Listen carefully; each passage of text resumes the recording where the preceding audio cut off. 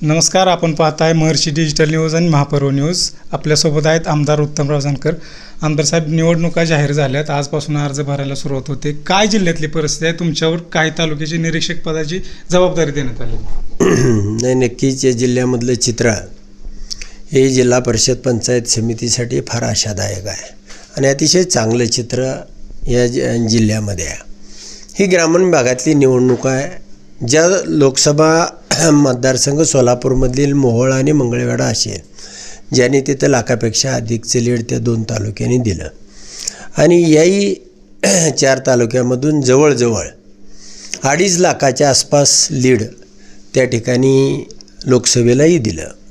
असे हे मजबूत पवारसाहेबांच्या विचाराचे बालेकिल्ले आहेत आणि या ठिकाणी जिल्हा परिषदेला आमच्या मित्रपक्ष आणि आम्ही काही ठिकाणी तडजोडी करणार आहे, काही ठिकाणी हे करणार आहे. 52 जागा निवडून येतील अशी परिस्थिती आहे.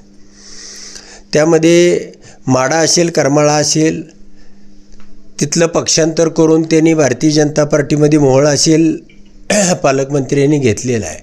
परंतु सन्माननीय पालकमंत्री आज अभिजित पाटील असतील, नारायण पाटील असतील, यांच्यावरती वेगवेगळ्या प्रकारे प्रयोग करून रसद पुरवून त्या ठिकाणी आघाडीच केली पाहिजे आणि त्या माध्यमातून उद्या जिल्हा परिषदमध्ये सत्ता आली पाहिजे अशा पद्धतीची भूमिका घेऊन ते काम करतायत. मग ते जर यांच्याशी अशा पद्धतीनं वागत असतील तर ज्यांना पक्षामध्ये घेतलं त्यांच्यासाठी बेईमानी आहे. आणि उद्या या आघाडीच्या माध्यमातून हे प्रयोग करायला गेले, त्या ठिकाणी आमचे सगळे चिन्हावरचे लोक त्या ठिकाणी उभा आहेत. दुसरा असा विषय आहे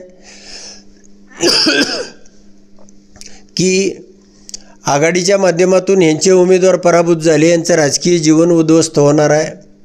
बाबासाहेब पाटलांना कमळ सांगोल्यामध्ये दिलं, बाबासाहेब ह्यांचं देशमुखांचं जीवन राजकीय उद्ध्वस्त केलं. आता ह्या दोघांचं जीवन उद्ध्वस्त करण्याचा पालकमंत्री प्रयत्न करत आहेत. पण या जिल्ह्यामध्ये असं कुठेही काही घडणार नाही आणि या आमदारांना जे पद्धतीनं दबाव टाकला जातो आहे, यांना ही भूमिका घेऊन पवारसाहेबांच्या विचाराची मतं घ्या आणि छुपं कमळ, आघाडी म्हणजे छुपं कमळ, हे कमळ पुन्हा जिल्हा परिषदमध्ये प्रकट करा. ही जी दबावाचं राजकारण आहे हे कशासाठी तुम्हाला सांगतो आहे. यामध्ये रणजितभाई शिंदे असतील, संजय मामा शिंदे असतील, राजन पाटील असतील, ह्यांनी बी सतर्क व्हावं की हे घडतं आहे, चालू झालं आहे. आणि अभिजित आबा आणि नारायण आबा हे माझे मित्र आहेत, त्यांचंही राजकीय जीवन उद्ध्वस्त होऊ नये यासाठी हा पालकमंत्र्याचा जो डाव आहे तो डाव हा उत्तमराव जानकर उद्ध्वस्त करेल अशा पद्धतीनं या ठिकाणी भूमिका मांडण्यासाठी मी तुमच्या समोर आलेलो आहे. जिल्हा परिषद पंचायत समितीच्या निवडणुकात कोणाबरोबर युती आघाडी होते? जागा वाटप निश्चित कधीपर्यंत आणि उमेदवारांची यादी कधीपर्यंत जाहीर होईल? नाही, नक्कीच आता अंतिम टप्प्यामध्ये आमची युती आज अनेक भारतीय जनता पार्टी सोडून काही ठिकाणी घड्याळाबरोबर सुद्धा आहे, बाणाबरोबर सुद्धा आहे, मशाल आणि हाततरी आहेच आहे आणि काही ठिकाणी आघाडीबरोबर सुद्धा आहे. पण याचबरोबर आम्ही कोणत्याही परिस्थितीमध्ये कमळ चिन्हाबरोबर तडजोड करणार नाही आणि कमळ हे आजच मी तुम्हाला सांगतो 10 ते 12 ठिकाणच्यावर ते फुलणार पण नाही या जिल्ह्यामध्ये.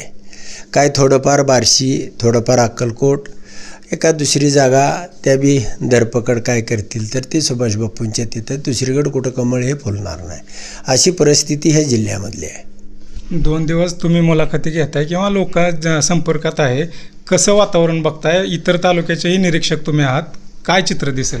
नाही, मला हे चित्र लोकसभेपेक्षा म्हणजे लोकांमधला जो हे आहे रिस्पॉन्स किंवा आपण काय म्हणतो त्याला, जो उद्रेक आहे तो भयानक आहे. आणि म्हणून जिल्ह्यामध्ये फिरत असताना किंवा याही तालुक्यामध्ये ज्याही पद्धतीनं लोकांचं वातावरण आहे, एक भयानक पराकोटीचा राग आहे आणि तो राग या जिल्हा परिषद निवडणुकीच्या माध्यमातून दिसणार आहे. काही लोकांना हे संपवण्याचा प्रयत्न करतायत, काही लोकांना वेगवेगळ्या पद्धतीनं आतून बाहेरून करणं, म्हणजे राजकारणामध्ये एखाद्याला पक्षामध्ये घेतलं तर त्याला जीव लावला पाहिजे, त्याच्यासाठी वाटेल ते केलं पाहिजे आणि तो आपला कार्यकर्ता मानला पाहिजे. पण आज पक्षामध्ये घ्यायचं आणि उद्या दुसऱ्या दिवशी बेईमानी करायचं. मलाही 2017ला पक्षामध्ये घेतलं आणि छन्नीमध्येच माझ्याशी बेईमानी केली.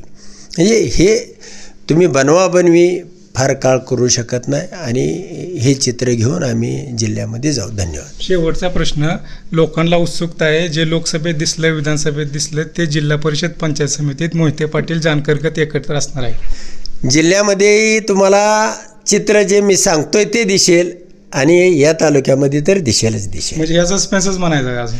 नाही, नक्की 100% आम्ही लढू आणि जिंकू ही उमेद घेऊन. आणि मी मनामध्ये जिंकलेलो आहे, जिल्ह्यामध्ये जिंकलेलं तुम्हाला आणि या तालुक्यामध्ये जिंकलेलो आम्ही खासदार साहेब सगळे दिसू.